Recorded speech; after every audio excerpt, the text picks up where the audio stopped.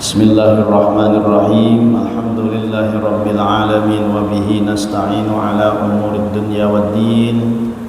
Wassalatu wassalamu ala sayyidina wa maulana Muhammadin wa ala alihi wa sahbihi ajma'in. Rabbi shrah li sadri wa yassir li amri wahlul 'uqdatam min lisani yafqahu qawli.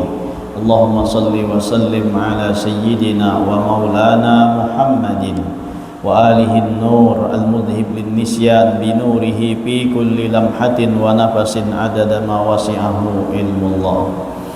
Bersyukur kita ke hadrat Allah Subhanahu wa taala dengan berkat taufik dan hidayahnya sehingga kita bisa berkumpul, bermajlis, bersilaturahmi dan beriktikaf di dalam masjid ini. Mari sama-sama kita perbaharui niat iktikaf kita.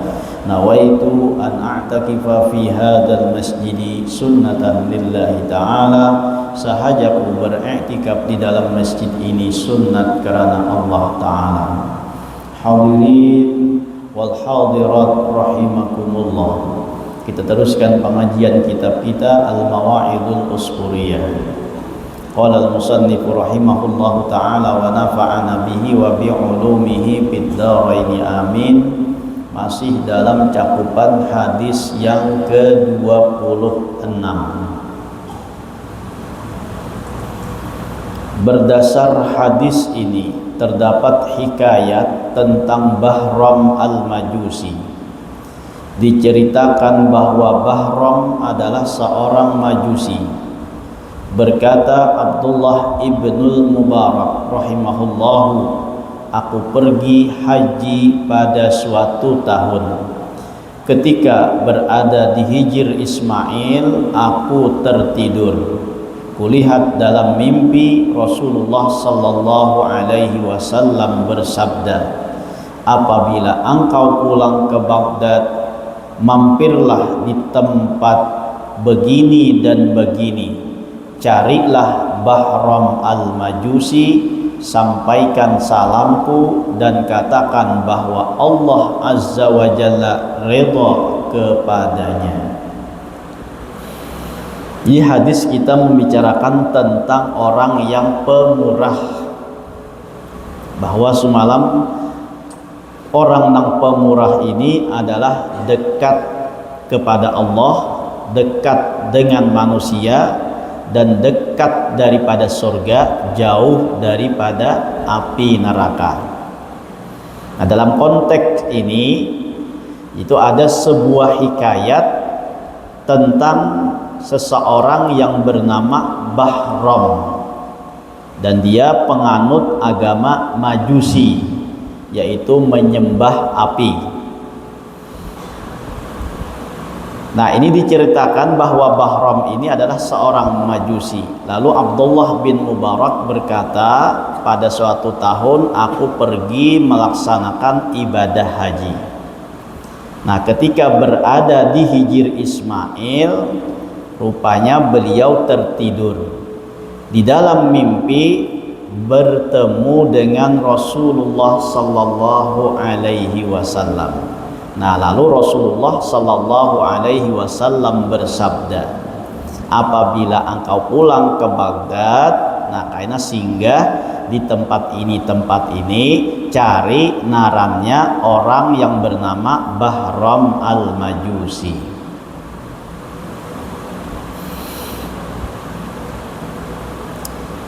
Lalu Rasulullah berkirim salam lawan Bahram al-Majusi tersebut dan minta sampaikan bahwa Allah redha kepadanya.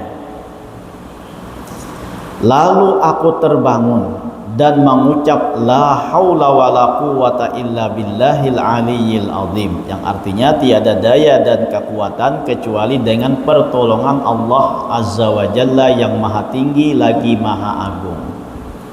Tabangun lalu mengucap la haula wala quwata illa billahil aliyyil azim. Ini adalah mimpi dari syaitan, dianggap oleh Ibnul Mubarak mimpi ini datang dari syaitan. Kenapa? Karena ada nang janggal.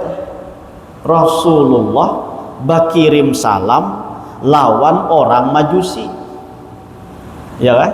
Rasulullah bakirim salam lawan orang Majusi dan menyampaikan pulang Allah redha lawan orang Majusi tersebut. Lalu beliau mengucap hauqalah. Jadi kita hauqalah itu apa? La haula wala quwata illa billahil aliyyil azim. Itu hauqalah narannya tuh. Ya kan ada apa narannya tuh, nama-nama lain daripada itu, misalnya basmalah. Nah, maka bismillahirrahmanirrahim. Ya kan ada lagi namanya hamdalah. Nah, maka alhamdulillahirabbil alamin. Ya kan? Jadi itu namanya hauqalah, membaca. Kenapa? Karena ini menganggap mimpi ini ganjil, mimpi ini aneh, rasa kada mungkin pang nenek. Kenapa? Karena Rasulullah berkirim salam lawan orang yang menyembah api.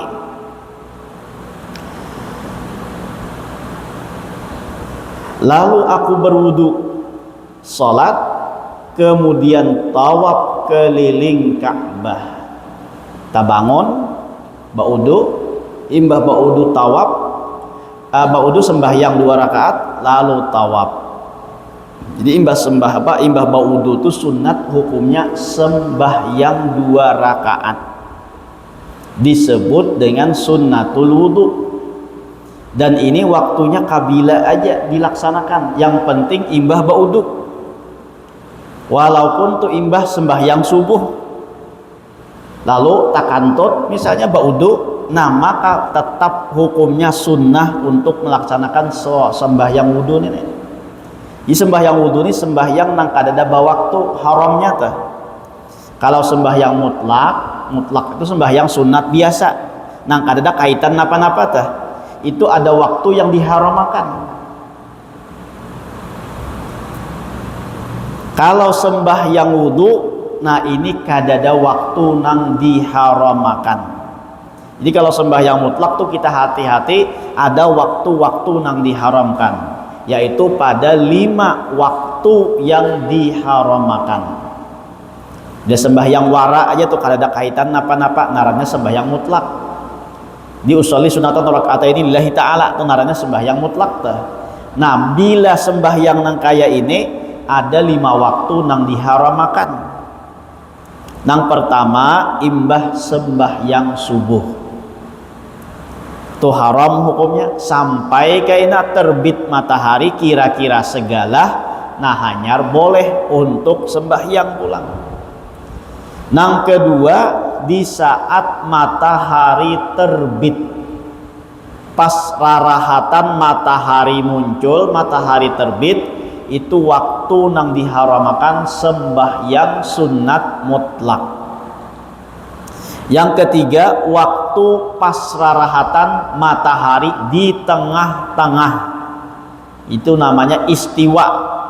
Nah pas rarahatan matahari cagat di atas dan cagatnya nintuk bayangan kita tuh kita jajak, hambayangnya tuh kita jajak, tuh narannya waktu istiwa pertengahan nintuk tuh. Sehingga bayangan kita nih kada condong ke timur, kada condong ke barat. Pas kita jajak di situ tuh narannya waktu istiwa. Nah waktu ini juga hukumnya haram untuk sembahyang mutlak kecuali pada hari Jumat.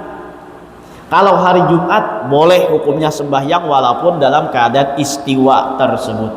Itu pengecualiannya tuh.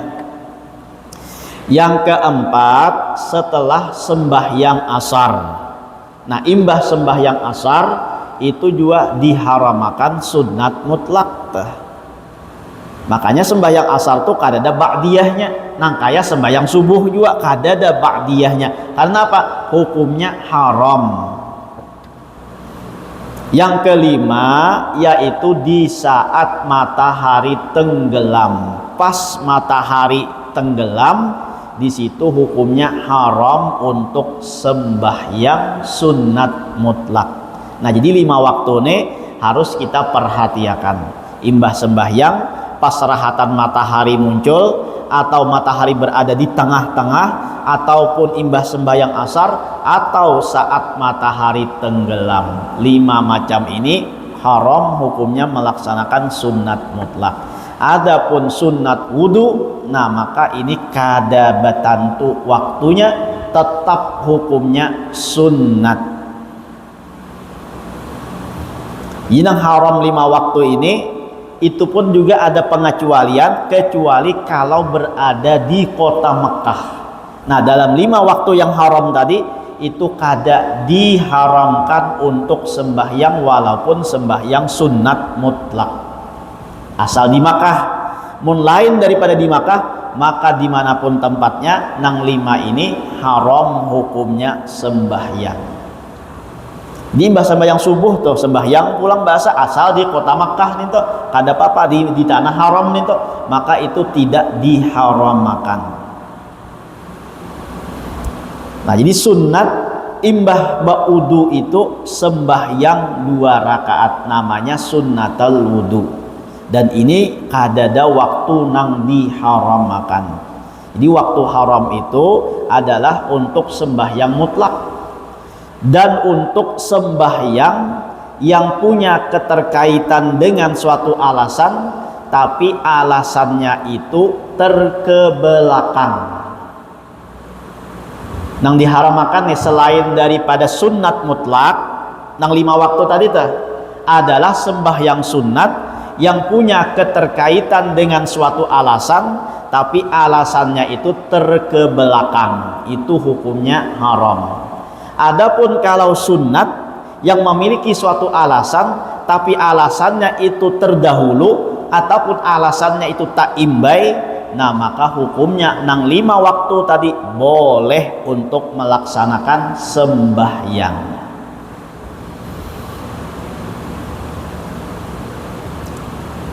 Sunat mutlak lawan sunat nang ada alasan tapi alasannya terbelakang, itu hukumnya haram. Seperti apa haram ini? Nang kaya sembahyang hajat, hukumnya imbah subuh, imbah asar, dan waktu nang 5 tadi itu hukumnya haram. Kenapa? Karena hajat itu adalah alasannya tadudi. Sembahyang badahulu hanya hajatnya, itu narannya napa tuh? Alasannya tadudi. Kalau alasannya tak imbai atau alasannya itu tadahulu, nah maka itu hukumnya boleh. Alasan nang tadahulu seperti sembahyang wudu.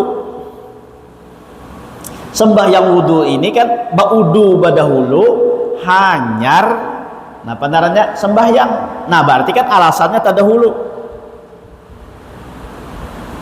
itu hukumnya boleh. Nang kaya sembahyang tahiyatul masjid, itu waktu nang 5 kada diharamkan. Kenapa? Karena alasannya tuh tadahulu. Kenapa? Alasannya masuk ke masjid dahulu, hanyar sunat sembahyang. Berarti itu alasan terdahulu dulu, masuk ke masjid dahulu, hanyar sembahyangnya. Nah itu hukumnya boleh walaupun pada waktu 5 yang diharamkan, sembahyang sunat mutlak ataupun sembahyang sunat yang alasannya terbelakang. Jadi itu kan terdahulu tadi tuh, ba'udu hanyar sembahyang, masuk ke masjid hanyar sembahyang.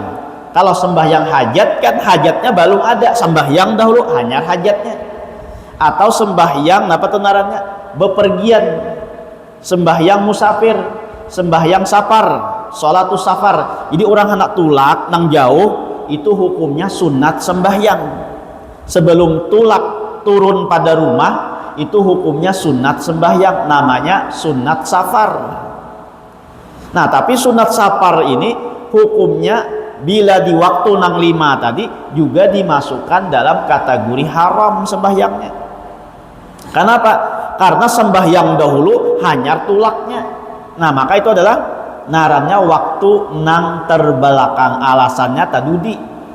Saparnya itu tadudi, dahulu sembahyangnya hanyar bepergiannya, itu hukumnya haram. Nah jadi nang boleh tadi waktunya sembahyangnya itu waktu alasannya sembahyang itu tadahulu, masuk ke masjid tadahulu hanyar sembahyang, atau tadi baudu badahulu hanyar sembahyang, itu hukumnya tetap dibolehkan. Atau alasannya tak imbai, alasannya itu tak imbai, antara sembahyang lawan alasannya tak imbai, seperti sembahyang gerhana matahari.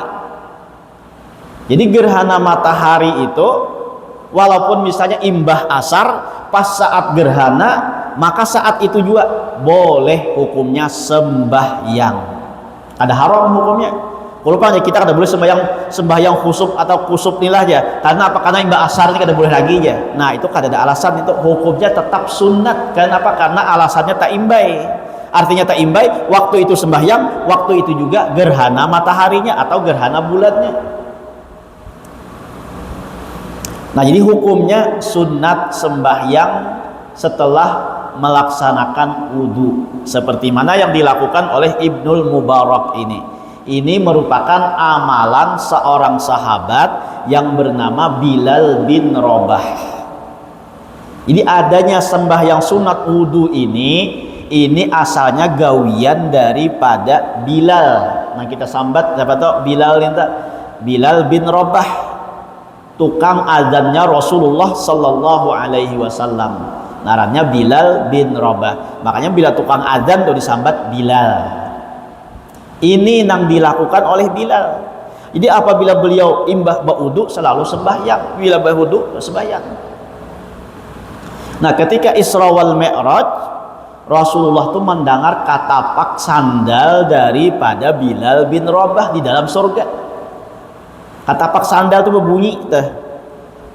Nah, lalu Rasulullah ketika selesai daripada Isra Mi'raj menanyakan kepada Bilal bahwa aku di dalam surga itu mendengar katapak sandal engkau di dalam surga tersebut. Nah, aku mau menanyakan lawan ikam apa garang ikam amalakan sehingga sudah ada katapak sandal ikam di dalam surga tinta. Lalu ujar Bilal, rasanya Rasulullah, apa yang pian lakukan ulun lakukan juga, apa yang pian suruh ulun lakukan juga. Tapi ada pang sebuting bila ulun ini imbah baudu, maka disitulah ulun selalu sembahyang sunat 2 rakaat. Nah, itulah ujar Rasulullah menjadi sebabnya aku mendengar katapak sandal engkau ada di dalam surga tersebut. Sehingga itu menjadi sunnah hukumnya bagi kita apabila imbah baudu, hukumnya sunat sembahyang 2 rakaat tersebut.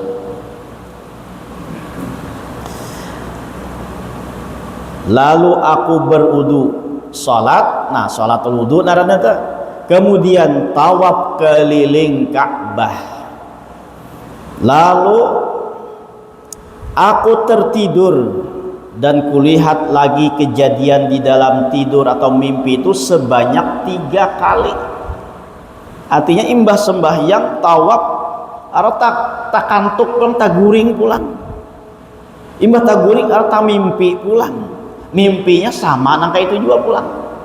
Tak bangun, tak kajut pulang, baudu pulang, sembahyang pulang, tawaf pulang, harta guring pulang sampai 3 kali nangka ini.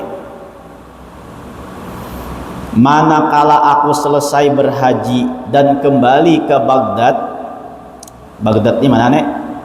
Irak lah.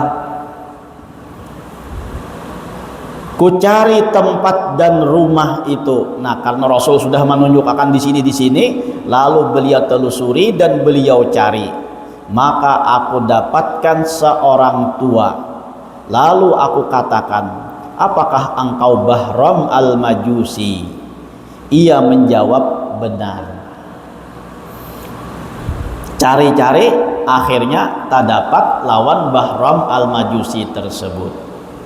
Aku bertanya, apakah engkau mempunyai kebaikan di sisi Allah? Bahram al-Majusi menjawab, ya, aku mempunyai 4 orang putri dan 4 orang putra. Ku kawinkan putri-putriku dengan putra-putraku. Ujar Bahram ditakuni oleh Ibnul Mubarak, kira-kira engkau ini berisi kebaikan lah. Lalu ujar Bahram, iya, aku berisi kebaikan. Kebaikanku itu adalah aku besi 4 orang bibinian, anak bibinian, 4 orang anak lalakian. Ka 4 ini ku kawinakan sesama anakku tadi. Ya kan? Kawin sesama anak teh itu dianggapnya sebuah kebaikan. Aku berkata, ujar Ibnu Mubarak, ini adalah haram, kada boleh hukumnya kawin lawan dang sanak. Apakah engkau mempunyai kebaikan selain itu? Nang lain pang lagi adakah? Bahram menjawab, ya, aku mengadakan walimah atau selamatan bagi orang Majusi di waktu mengawinakan putri-putriku. Waktu aku mengawinakan anak-anakku ini, nah, aku berundangan lawan orang-orang Majusi juga. Itu dianggapnya sebuah kebaikan. Aku berkata, ujar Ibnul Mubarak, itu juga haram. Apakah engkau mempunyai kebaikan selain itu? Adakah lagi kebaikan yang lain daripada itu? Bahram menjawab, ya, aku mempunyai seorang putri yang paling baik dan cantik, dan aku tidak mendapatkan jodoh yang sesuai atau sepadan dengannya. Maka ku kawinkan ia dengan diriku, dan aku adakan walimah pada malam itu dengan undangan lebih dari 1000 orang Majusi. Ujarnya nih pulang. Jadi selain 4 ikung lelakian, 4 ikung bibinian, ada pulang seikung bibinian. Maka orangnya bungas, ujar siapa? Bahram nenek. Ku cari-cari akan lelakian yang pina patut tuh, kada ada patutnya. Ya kah? Daripada orang lain mah ambilnya, aku ambil suram ya si Bahram nenek. Ya kah? Aku kawin itu. Kan kalau Bahram nih ya kata mengawini, kalau wayahini itu ada kabarnya, ada beritanya nang memperkosa anaknya seorang, ada berita ini. Kalau Bahram ini kada langsung kada langsung memperkosa atau dikawininya, bahkan pulang tuh berundangan. Nang diundangnya berapa? 1000 orang Majusi nang diundang oleh Bahram. Pada malam pertama itu aku bersetubuh dengan putriku. Bukan hanya kawin, tapi pas malam itu disetubuhi oleh Bahram al-Majusi ini. Aku berkata, ini juga haram. Ujar Abdullah Mubarak, ini haram lagi nih, ya kan? Apakah engkau mempunyai kebaikan selain itu? Coba pang lagi, ada kana lain? Bahram menjawab, iya. Ujar Bahram, ada. Ya kan? Pada malam aku bersetubuh dengan putriku, datang seorang perempuan muslimah yang minta lampu dariku. Jadi waktu malam pertama ini datang seorang perempuan muslimah minta lampu. Kuberikan lampu kepadanya. Lalu ia pulang dan memadamkannya. Mbah dapat lampu bulik, ternyata lampu tadi dipadamkan oleh si bibinian ini. Lalu perempuan itu datang kedua kalinya, datang pulang hendak minta api. Kenapa? Lampunya padam. Lalu kunyalakan lampu, imbah tuh dinyalakan pulang lampu tadi. Kemudian aku keluar, kemudian ia keluar dan memadamkannya. Imbah dapat api, berjalan kada jauh pulang tah, bulik pulang. Kenapa? Karena lampunya padam, padahal dipadami seorang. Perempuan itu datang ketiga kalinya. Nah, nang ketiga kali pulang datang tuh. Lalu kunyalakan lampu, dibari api, dinyalakan lampunya, kemudian dipadamkannya lagi. Mbah tuh dipajahinya pulang, bebulik pulang minta api. Ya kah? Imbah dapat api karena kada jauh pulang, bebulik pulang. Karena apa? Karena apinya dipadamkan. Lalu aku keluar untuk mengikutinya. Ujar Bahram, mengapa habar orang nenek pulang bulik minta apa namanya, minta api aja gawian, ya kan? Lalu Bahram mengikuti. barangkali ini mata-mata pencuri. Nah, barangkali ini perempuan ini adalah mata-mata pencuri mengintai teh. Hendak hendak mengambil barang di situ. Tapi bibina ini disuruh dulu untuk menyerupai tempatnya tuh ya kah? Nah, jangan-jangan nih suruhan dari pencuri. Ujar siapa tadi? Ujar Bahram tersebut. Lalu aku keluar untuk mengikutinya. Nah, dibuntuti oleh Bahram tadi. Kemudian perempuan itu masuk ke rumahnya dan menemui putri-putrinya. Rupanya si bibinian ini berisi anak bibinian juga. Ketika masuk, anak-anaknya bertanya, "Wahai ibu, apakah engkau membawa suatu makanan bagi kami?" Ujar siapa? Ujar anak daripada bibinian yang minta api tadi teh. "Kami tidak dapat menahan lapar lagi. Kami sudah kelaparan ma'ain. Ada juga kapian nih membawa bulik makanan." Maka berlinanglah air mata sang ibu seraya berkata, "Tatangis nang kuitan nenek." Lalu berucap, "Aku malu kepada Tuhanku untuk meminta kepada seseorang selain daripadanya, khususnya dari musuh Allah Azza wa Jalla, yaitu orang Majusi." Ujar nang kuitan neh, "Aku supan mun meminta selain daripada Allah Ta'ala, apalagi mun sampat meminta lawan musuh Allah yang beragama Majusi ini tuh." Rupanya unjut-unjutan tadi tuh hendak minta. Datang anta ucap bebulik pulang. Tapi pulang menuju rumah anak kelaparan. Pada makannya pulang api ini bebulik pulang teh. Minta api lawan siapa? Bahram tadi. Tapi hendak berucap meminta, kada tak ucap juga pulang teh. Supan lawan Allah Ta'ala tadi tuh yang mengatakan. Dibari api bebulik pulang. Bulik pulang menghadapi anak nih pacang kelaparan di rumah. Babulik pulang sampai 3 kali babulik, tapi tetap akhirnya kada juga meminta teh. Nah, saking napanya tuh, saking malunya kepada Allah Subhanahu wa Ta'ala. Bahram mau umpatin ini, Bahram mau ikutin ini tadi.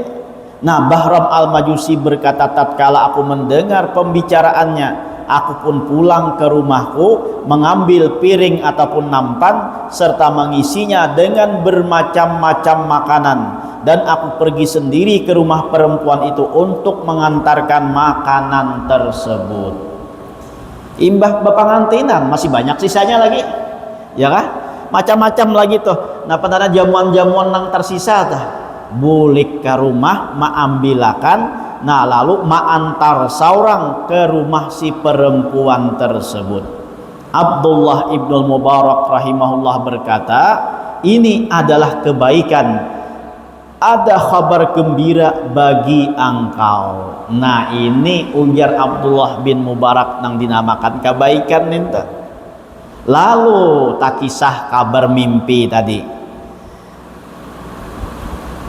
Ini ada kabar gembira bagi engkau, lalu kuberitahukan kepadanya tentang mimpiku berjumpa dengan Rasulullah sallallahu alaihi wasallam, dan kuceritakan kepadanya tentang mimpiku itu. Kemudian Bahram Al-Majusi mengucapkan 2 kalimat syahadat. Imbah dikisahkan Rasulullah berkirim salam lawan ikam, dan Allah redha lawan engkau. Nah, lalu Bahram ini pun mengucap kalimat syahadat, asyhadu an la ilaha illallah wa asyhadu anna Muhammadar Rasulullah. Lalu ia rabah tersungkur pada saat itu, kemudian meninggal dunia. Imbah mengucap kalimat syahadat, imbah rabah, ternyata saat itu juga meninggal dunia. Tapi sudah asyhadu an la ilaha illallah wa asyhadu anna Muhammadar Rasulullah. Walaupun dosa sebanyak apapun, mun sudah mengucapkan masuk Islam, maka dosa itu dihapuskan oleh Allah Subhanahu wa Ta'ala. Aku tidak meninggalkan Bahram Al-Majusi hingga aku memandikan, mengkafani, mensolatkan dan menguburakannya. Ujar Abdullah bin Mubarak, ketika dia meninggal dunia, aku kada langsung bulik. Karena tahu ini adalah orang mulia, maka beliau umpat memandiakan, umpat mengapani, umpat menyembahyangakan, bahkan umpat menguburakan. Itu hendaknya kita kayak itu juga. Mun ada orang yang soleh, orang nang baik, orang nang ahli ibadah meninggal dunia, hendaknya kita tuh walaupun kada diundang, kita disunnahkan untuk mensolatkannya, menguburakannya, bahkan kalau bisa memandii dan mengapani itu hukumnya disunnahkan. Abdullah ibnu Mubarak rahimahullah berkata, wahai hamba-hamba Allah, bermurah hatilah terhadap makhluk Allah Azza wa Jalla dengan sebaik-baiknya, karena sesungguhnya sifat murah hati itu dapat mengubah musuh menjadi kekasih. Nang asalnya musuh Allah jadi wali Allah, padahal dosanya banyak benar ya lah. Anak aja tuh dikawini, imbah tuh disetubuhi ya pulang, beisi anak pulang tuh lalakian daun biak dikawinakan. Bahkan lagi tuh paling ganalnya dosa syirik, itu menyembah api. Nah, dengan berkat apa tuh? Dengan berkat pemurah, dengan berkat orang ini kada bakhil, peduli dengan sesama, walaupun kada sesama apa namanya, kada sesama manusia, kada sesama agama, ya kan? Sesama manusia aja tuh kita harus peduli, walaupun beda agama. Nah, disinilah Allah redha, ya kan? Lalu orang ini dimatikan oleh Allah dalam keadaan husnul khotimah. Berkat apa tuh? Berkat pemurah. Makanya tuh oleh Rasulullah disabdakan bahwa orang nang pemurah itu dicintai oleh Allah walaupun orang jahil. Ya kan? Semalam tuh hadisnya as-sakha'u apa tuh? Wal jahilu sakhiyu ahabbu ilallahi ta'ala min alimin bakhilin. Orang yang jahil tapi pemurah itu lebih dicintai oleh Allah daripada orang yang alim tapi pamalar. Ini bukan orang jahil lagi, tapi orang yang musyrik sudah tuh, ia tetap dikasihi oleh Allah dengan berkat pemurah tersebut. Nah, inilah hendaknya kita menghilangkan sifat-sifat bakhil tersebut dan tanamkanlah sifat-sifat pemurah, peduli dengan orang lain. Itu aja kan kayaknya pulang kita sambung, habis dua kisahnya sudah tuh. Nah, jadi masuk kayaknya pada hadis yang ke-27. Mudah-mudahan dengan berkat kita berkumpul diampunkan segala dosa kita, dosa kedua orang tua kita, dosa guru-guru kita, dan dosa kaum muslimin wal muslimat. Mudah-mudahan kita dipanjangkan umur, disehatkan badan, dilapangkan dari segala urusan, dikabulkan dari segala hajat dan permohonan. Semoga kita dimatikan dalam keadaan iman wal Islam, masuk surga bersama Rasulullah sallallahu alaihi wasallam. Amin ya rabbal alamin. Ulun minta halal, minta maaf, minta ridha dunia akhirat. Ala hadhihi niyyah wa kulli niyatin salihah wa ala ma nawa bihi salafus salih wa ila hadratin nabi al-fatihah. Alhamdulillah rabbil alamin arrahmanir rahim maliki yaumiddin iyyaka na'budu wa iyyaka nasta'in shiratal mustaqim shiratal ladzina an'amta 'alaihim ghairil maghdubi 'alaihim waladdallin. Bismillahirrahmanirrahim. Alhamdulillahi rabbil alamin wassalatu wassalamu ala sayyidina Muhammadin wa ala alihi washabihi ajma'in. Allahumma anfa'na bima 'allamtana wa 'allimna ma yanfa'una wa zidna 'ilma. Allahumma faqihna fid din wa 'allimna ta'wil. Allahumma inna nas'aluka fahman nabiyyin wa hifdzal mursalin wa ilhamal malaikatil برحمتك يا أرحم الراحمين. ربنا آتنا في الدنيا حسنة وفي الآخرة حسنة وقنا عذاب النار. سبحانك اللهم وبحمدك نشهد أن لا إله إلا أنت ونستغفرك ونتوب إليك. وصلى الله على سيدنا محمد وعلى آله وصحبه وسلم والحمد لله رب العالمين. تقبل الله منكم.